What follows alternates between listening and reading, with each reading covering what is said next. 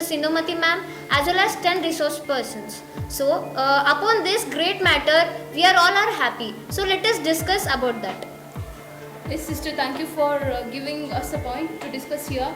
So we are yet to conduct science outreach program which is assigned by our great Professor C.N.R. Rao sir. So the matter comes here, we have to extend this program or what? Means here that it concludes that only for the limitation of our channel school, or we have to extend this knowledge to other people or other college brothers and sisters. So this is the main theme today we have to discuss here. So I request our captain brother, what is your opinion? Sir, just now you said that whether the science outreach program must be limited for all of our school brothers and sisters, or it should be extended. So after a while thinking and after a while procession in my mind, I have come to decision that the program must be extended. According to me, the program must be extended. Why? Because as you brothers and sisters, as you all been watching that our school children, brothers and sisters, and our school children history. In our school children history, we have been doing so many things. We met so many scientists. We did so many achievements in our past life. And in that achievements, only we people are participated, and only we people are highlighted. But this time, brothers and sisters, this time the Bharat Ratna Professor C.N.R. Rao sir is going to come, and along with him, some of the fellowship research workers are going to come, and they are going to take us lectures. So I think it's better to extend. Why? Because here we all know that in our surrounding only we have a rural people and a rural student. I think they will also be so eager to gain the knowledge from Bharat Ratna Professor C.N.R. Rao sir, and even they will also get the chance, and they will also have the great person in their life. So according to me, the extension is better thing. Okay, now I request our regulators, what are your regulations? Sister, wait for a while. So, regulators, better to extend or not to extend? No. Regulator 5, 4, 3. Better to extend. No need to extend. Okay. The conclusion from our regulator is that no need to extend. The reasons are the achievements of our school. By seeing those C.N.R. sir is visiting. So, extending is not a good idea according to we the regulators. So, no need to extend, sister. That's all I can say. Okay, brothers and sisters, we got conclusion from our regulators that not to extend the science outreach program. So let us ask our vice captain sister what she will tell. So as you said, I don't agree to this point, because the point what he said is just like an egoistic manner. So as the big opportunity has come to our school, we have to extend it. So that's what my opinion. Okay, brothers and sisters, our vice captain sisters, she also told that opinion to extend the science outreach program. So let us ask our member of parliament, brothers and sisters. Yes, sister, my opinion is also to extend this program so that everyone can get great knowledge, and as well as can know the importance of the science from this Professor C.N.R. sir and also 10 international scientists. Okay, we got conclusion that our member of parliament, brothers and sisters, also agreed to extend this science outreach program. So we'll go according to the majority from ruling party members and also member of parliaments. So we'll discuss here. Our secretary sister to tell the conclusions. Yes, brothers and sisters, as we had a great meeting over here, it was very good to see all the discussions and to hear all the opinions from you people. So we have came for the conclusions that it must be extended. The science outreach program for the first year, it is going to happen in our school Chandan. So under the great Bharat Ratna Professor C.N.R. Rao sir and all the 10 resource persons. So the conclusions are it must be extended. The parliament, it gives an opportunity to develop their career, their speaking capacity, discussing capacity, criticization capacity, everything they are taking spontaneously and positively. That is the concept of Chandana Student Parliament. ಸಾಂಸ್ಕೃತಿಕ ಕಾರ್ಯಕ್ರಮಗಳನ್ನು ಹೊಸ ಭಾಷೆ ಬರೆದ ಸಾಂಸ್ಕೃತಿಕ ಚಂದನದಲ್ಲಿ ವಿದ್ಯಾರ್ಥಿಗಳನ್ನು ನೋಡುವುದೇ ಒಂದು ಸೊಗಸು. ಅಪ್ಪಟ ಗ್ರಾಮೀಣ ಸೊಗಟಿನ ಜನಪದ ಶೈಲಿಯ ಹಾಗೂ ಭಾರತೀಯ ಸಂಸ್ಕೃತಿಯ ಪ್ರತೀಕವಾದ ಸಂಗೀತ ನೃತ್ಯ ಕಲೆಗಳಾದ ಯಕ್ಷಗಾನದ ವೈಭವ, ರಥನಾಟ್ಯಗಳ ಗೆಜ್ಜೆನಾದ, ಸುಗ್ಗಿಯ ಹಾಡುಗಳು, ಲಂಬಾಣಿಯ ಜನಪದ ನೃತ್ಯ, ಡೊಳ್ಳು ಕುಣಿತ, ಕಥಕ್ ನೃತ್ಯ, ಪಂಜಾಬಿ ನೃತ್ಯ, ಒಂದೇ ಎರಡೇ ಭಾರತೀಯ ಸಂಸ್ಕೃತಿಯ ಸಕಲ ವೈವಿಧ್ಯತೆ ಒಂದೇ ರಂಗಮಂಟಪದಲ್ಲಿ ಬೆಳೆಸಿದೆ. ಅದೇ ವೈವಿಧ್ಯತೆಯಲ್ಲಿ ಏಕತೆ. ಬನ್ನಿ, ಸಾಂಸ್ಕೃತಿಕ ಚಂದನದ ಕೆಲ ಮಿಣುಕುಗಳ ಹಿನ್ನೋಟ, ಭರತನಾಟ್ಯಗಳ ಗೆಜ್ಜೆನಾದ, ಸುಗ್ಗಿಯ ಹಾಡುಗಳು, ಲಂಬಾಣಿಯ ಜನಪದ ನೃತ್ಯ, ಡೊಳ್ಳು ಕುಣಿತ, ಕಥಕ್ ನೃತ್ಯ, ಪಂಜಾಬಿ ನೃತ್ಯ, ಒಂದೇ ಎರಡೇ ಭಾರತೀಯ ಸಂಸ್ಕೃತಿಯ ಸಕಲ ವೈವಿಧ್ಯತೆ ಒಂದೇ ರಂಗಮಂಟಪದಲ್ಲಿ ಬೆಳೆಸಿದೆ. ಅದೇ ವೈವಿಧ್ಯತೆಯಲ್ಲಿ ಏಕತೆ. ಬನ್ನಿ, ಸಾಂಸ್ಕೃತಿಕ ಚಂದನದ ಕೆಲ ಮಿಣುಕುಗಳ ಹಿನ್ನೋಟ ಇಲ್ಲಿದೆ.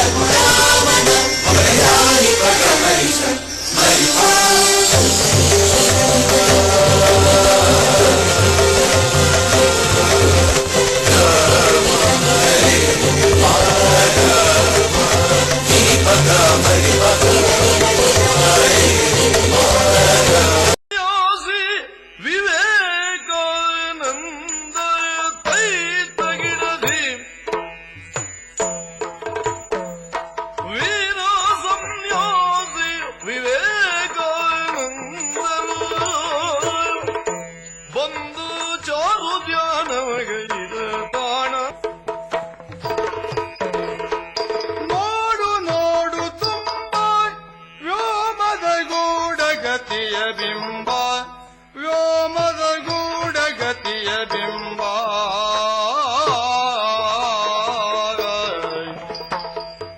ಮಾಡುವರಿಲ್ಲಿ ಪ್ರಯೋಗವವು ಬರೀ ನಾಡ ಜನರು ಕೊಂಡಾಡುವ ನಭಸಿರೇ ಧ್ರುವದಿ ದಕ್ಷಿಣ ಧ್ರುವಕ್ಕೂ ಚುಂಬಕ ಗಾಳಿ ಬೀಸುತ್ತಿದೆ.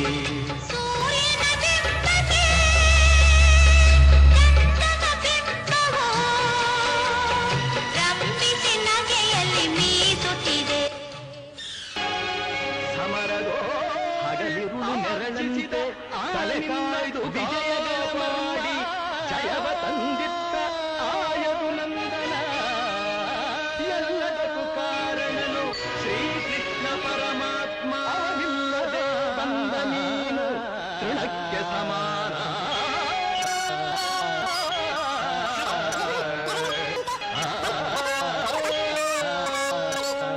ಅಸಹಾಯ ಶೂರ ನಾ ಅಕ್ಷೀಣ ಬಲನೋ ಹರನರನೆ ಹೋರಾಡಿ ಪಾಶುಪತವಂ ಪಡೆದವನೋ.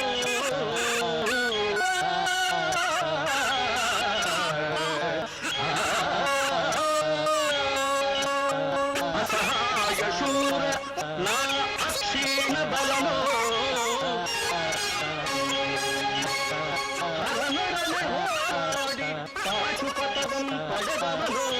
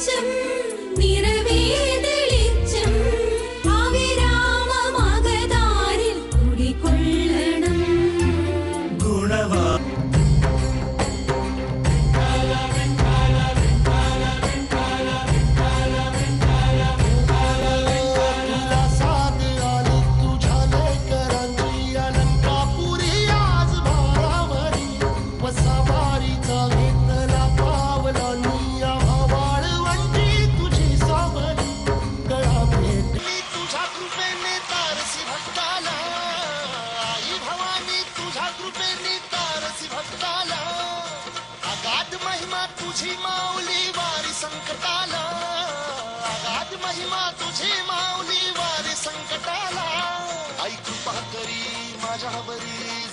ಎಲ್ಲೋ ದೂರದ ಮಹಾನಗರಗಳ ಶಾಲಾ ವಿದ್ಯಾರ್ಥಿಗಳ ರಾಷ್ಟ್ರ ವಿಶ್ವಮಟ್ಟದ ಸಾಧನೆ ಕಂಡು ನಮ್ಮ ಮಕ್ಕಳ ಶಾಲೆ ಹೀಗಾಗುವುದು ಯಾವಾಗ ಎಂಬ ಪಾಲಕರ ಚಿಂತನೆಗೆ ಲಕ್ಷ್ಮೇಶ್ವರದ ಈ ಸ್ಕೂಲ್ ಚಂದನ ಆಶಾಕಿರಣವಾಗಿದೆ.